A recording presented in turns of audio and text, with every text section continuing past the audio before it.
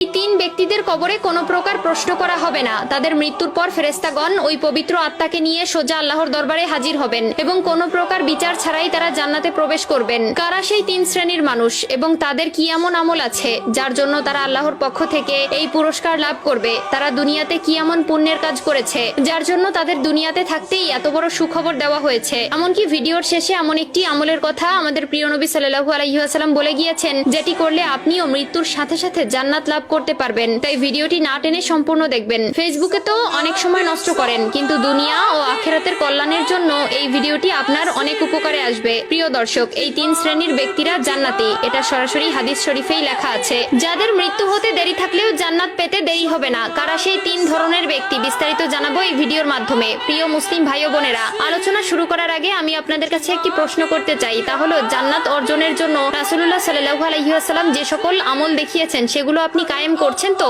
যদি করে থাকেন এবং প্রিয় নবীকে অন্তর থেকে ভালোবেসে থাকেন তাহলে কমেন্টে আলহামদুলিল্লাহ লিখে যাবেন। আর যদি শুরু করবেন ভেবে থাকেন তাহলে ইনশাআল্লাহ লিখে যাবেন। ভিডিওটি শেয়ার করার মাধ্যমে অন্য সকল মুসলিম ভাই বোনদের মাঝে ছড়িয়ে দিন। আপনার একটি মাত্র শেয়ারে এই তিন প্রকার জান্নাতি ব্যক্তিদের সম্পর্কে অন্যরাও জানতে পারবে। প্রতিটি মুসলিম ব্যক্তির স্বপ্ন পরকালে জান্নাত লাভ করা। আমরা প্রতিনিয়ত হাজার আমল করে থাকি, কিন্তু কেমন হবে যদি জান্নাত আপনার জন্য অপেক্ষা করে? আপনি যখনই মৃত্যুবরণ করবেন সাথে সাথে জান্নাতের দিকে অগ্রসর হবেন। শুনে আশ্চর্য হচ্ছেন? হ্যাঁ, এমনই তিন ধরনের ব্যক্তি আছে, যাদের মধ্যে প্রথম কাতারের ব্যক্তিবর্গরা হচ্ছেন যারা শহীদ হয়েছেন। এখানে শহীদ বলতে উল্লেখ করে তাদেরকেই বোঝানো হয়েছে যারা দ্বীন ইসলাম প্রচার ও তার রক্ষায় সশস্ত্র কাফেরদের হাতে নিহত হয়েছেন। তবে মহানবী সাল্লাল্লাহু আলাইহি ওয়াসাল্লাম এই এক শ্রেণীর লোক ব্যতীত আরো কিছু মানুষদেরকে শহীদের খেতাব দিয়েছেন, যারা মূলত দুর্ঘটনায় মৃত্যুবরণ করেছেন, তবে আত্মহত্যাকারী চির জাহান্নামী। দ্বিতীয় শ্রেণীর ব্যক্তিবর্গরা হচ্ছেন তারা যারা জুমার দিন বা রাতে মৃত্যুবরণ করবেন। আমরা সকলেই জানি হাদিস ও কোরআনে জুমার দিনকে সাপ্তাহিক ঈদের দিন বলে ঘোষণা দেওয়া হয়েছে